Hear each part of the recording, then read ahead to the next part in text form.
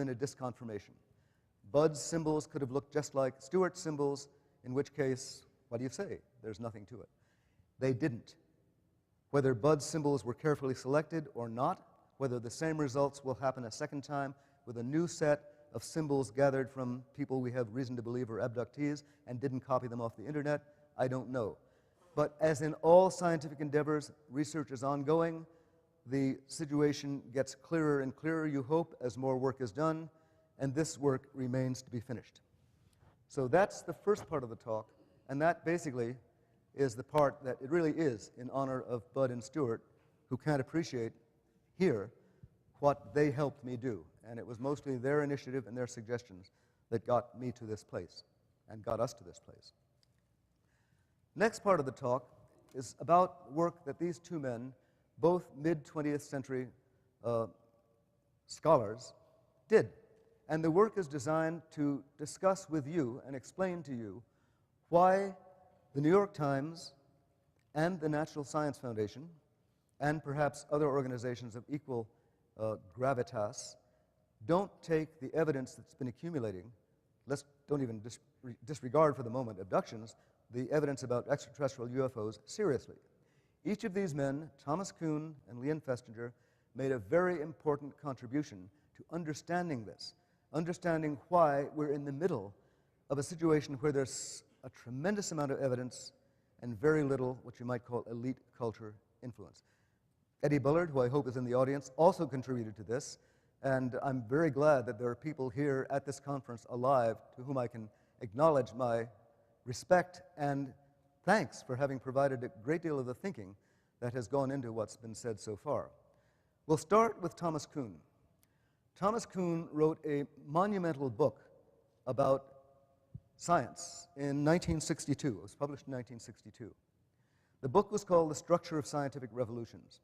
It was published by the University of Chicago Press, and it basically outlined what you might call the mindset of establishment science in the mid-20th century. And the mindset of establishment science was beautifully expressed by something that Kuhn wrote. I won't quote it exactly, I'll paraphrase. Scientists look for evidence that either supports a new theory or confirms an old one. Without theory, there is no science.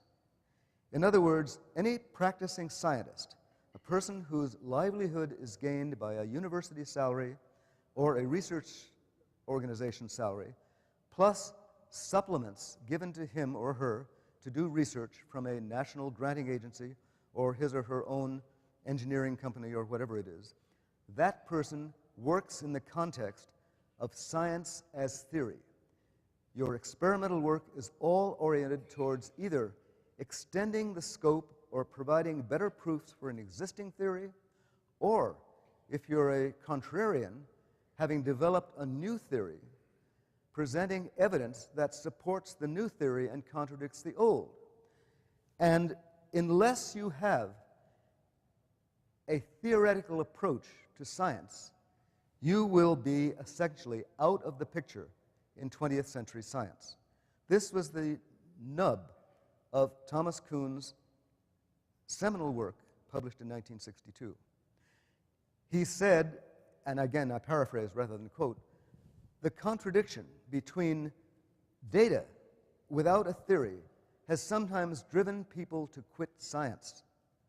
That is, when you have anomalous data that does not fit an existing theory or support an emerging theory, then that data are ignored. Those data are ignored.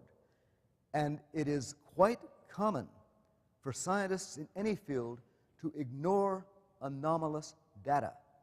What is this conference about? This conference is about anomalous data. Why isn't there a National Science Foundation person in the back taking note? Because it's anomalous data. Because the data contradict every published theory in the open literature about how gravity works, about what we know about methods of transportation, and so forth and so on.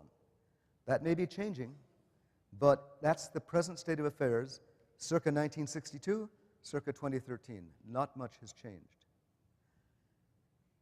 In that context, then, anything you present to the public at MUFON about UFO evidence or about abduction evidence is going to go right over the heads of people like the New York Times or a granting agency that might want to give you money to support your work, because the people who review that work are your scientific peers.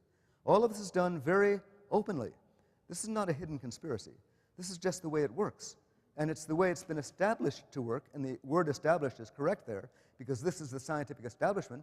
I have myself earned hundreds of thousands of dollars from this establishment, doing funded, government-supported research on human perception and memory from the Canadian granting agencies. I'm a part of that scientific establishment, or was until I retired in any case. And it supported me. It will support anybody doing good research in some established field within the confines of an existing theory or something out there in the wings that people recognize as a potential successor but needs further proof. Now, as of yet, there are no potential successors awaiting further proof that fit the data provided by the UFO evidence. As a matter of fact, I think there are, and some people, since I published my book, have already written to me and said, you should read this, and you should read that, and I have read this and that, and some of that, this and that, is reaching the outer edges of scientific, what you might call knowledge or connaissance, the fact that scientists know it now. So it's getting there, but it's not there yet, and for the last 65 years, it hasn't been there. There are all sorts of reasons this evidence has been excluded from science, some of which I discuss in the book at much greater length than I'm discussing them here, and others of which are not discussed, and you all, as students of the UFO phenomenon, can figure out your own reasons. But Thomas Kuhn pointed out, first of all, that it just doesn't fit into science as science is practiced in mid-20th century and early 21st century.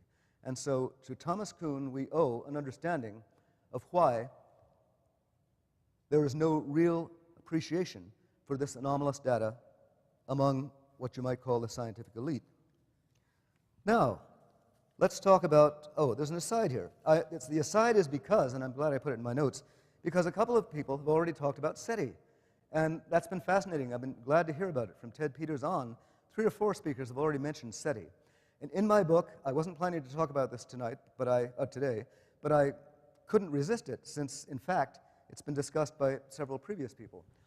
Why are scientists interested in SETI? Ted Peters talked about the myths.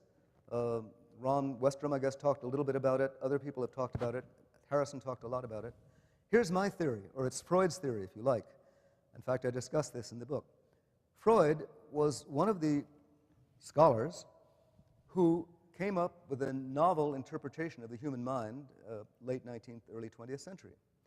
One of his ideas, which under different names is still a part of the psychiatric tradition, is dissociated awareness. Freud called it repression. In the bad old days of Freudian psychology, you went to the psychoanalyst who uncovered all of your repressed thoughts and desires and fears and helped cure you thereby. You may think that's out of date, but it's not. Under a slightly different name, dissociation, and under slightly different impulses, including those suggested by basically traumatic experiences, there are so-called dissociative states in which you act on knowledge you cannot verbalize to yourself. That's really what it means. The knowledge affects your physiological system.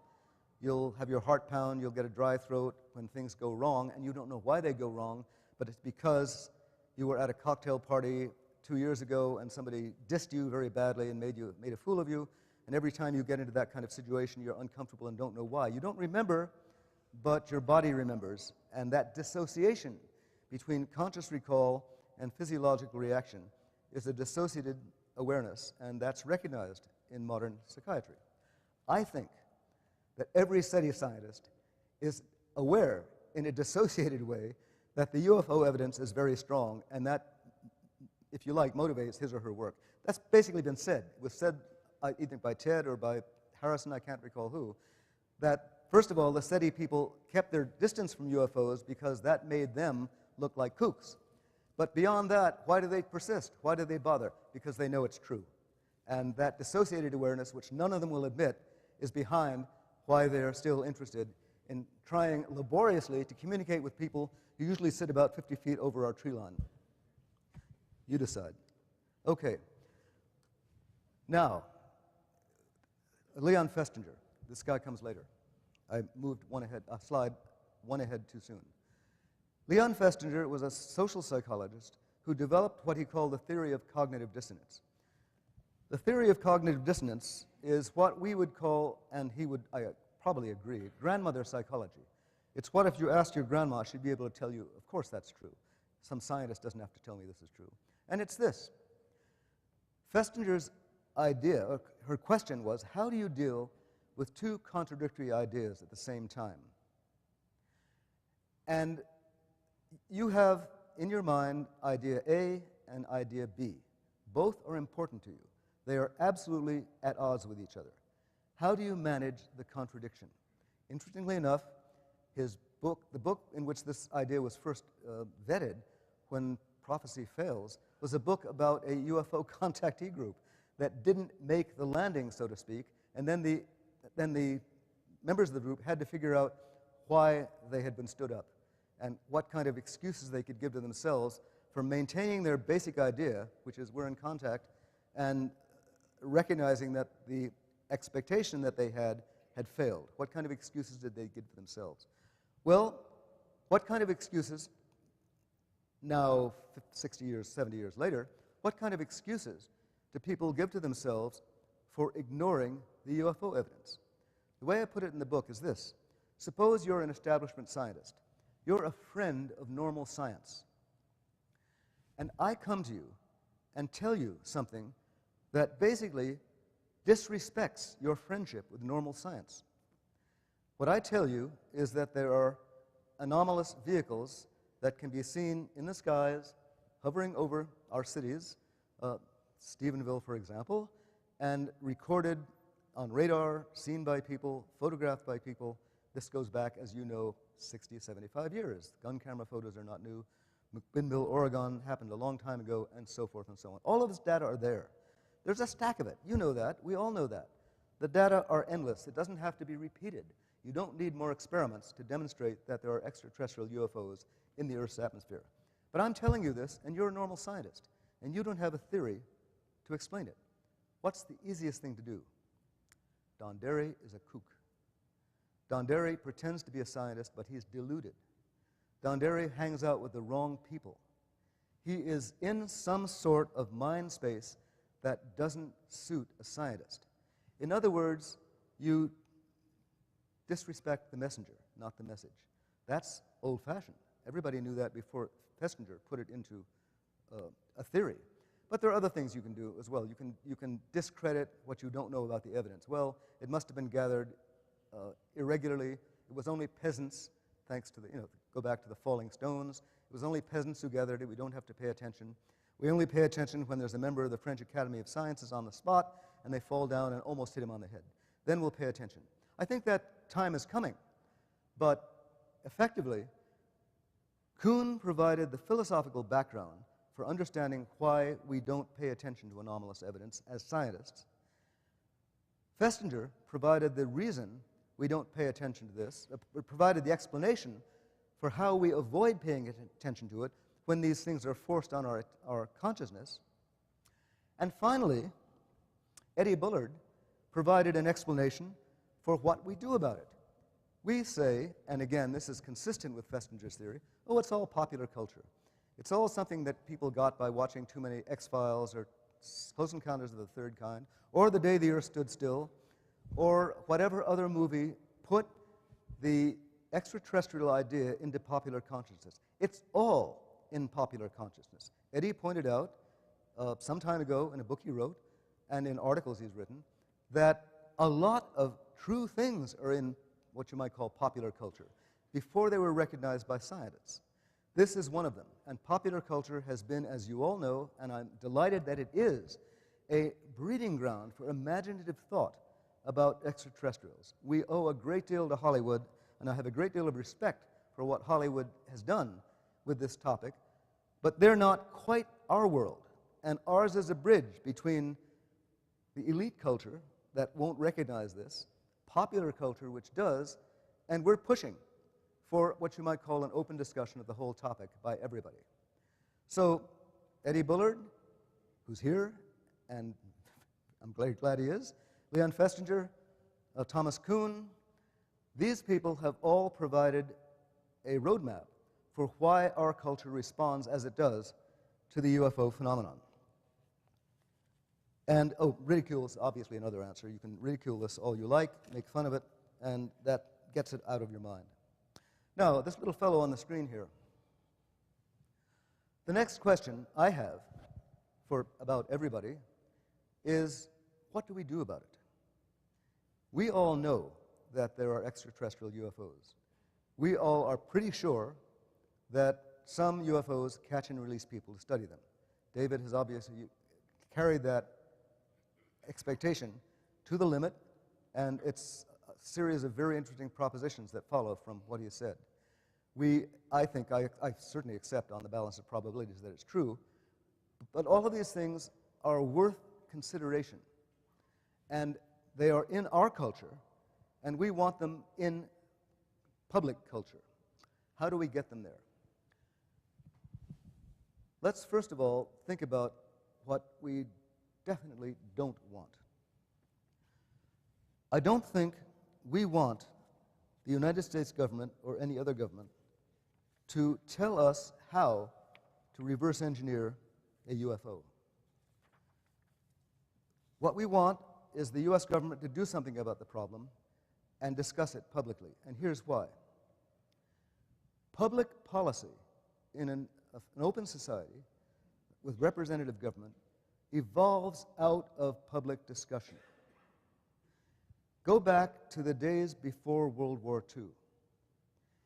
In 1938, 1939, 1940, Roosevelt was elected for the third term in 1940.